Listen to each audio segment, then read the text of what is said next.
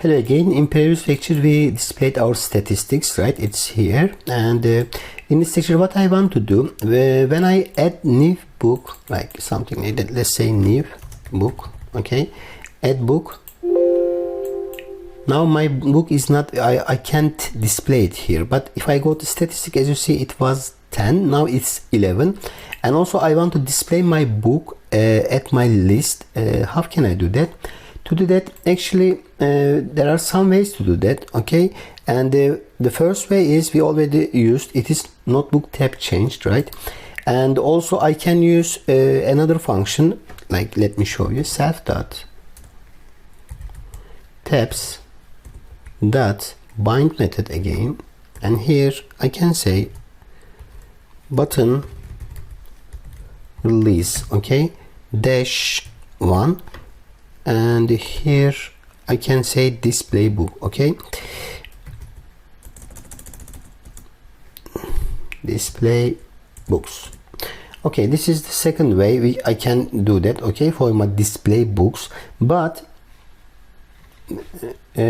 here you might think why we cannot use this function for both notebook tab changed bind method for both function. Actually we cannot do that, and also I will not use this function too, because the recommended way is only creating one function instead of display books and display statistics, okay? We can create only one function. For example, the function name can be display, and the old display function can contain everything from display book and also display statistics. This is the best way and recommended way. We should do that. Or second way, we can do that for our display book. And the last one, we can come to here and call our display books function, okay? Also we can do that. This will also this will solve our problem.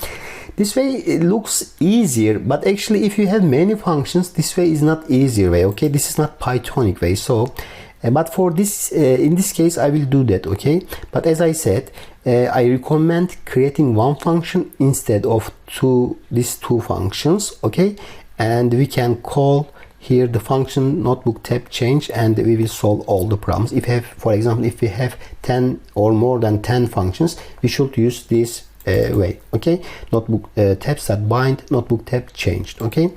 And after that here let me run our application and see everything works or not. Now so here I have 11 books, right?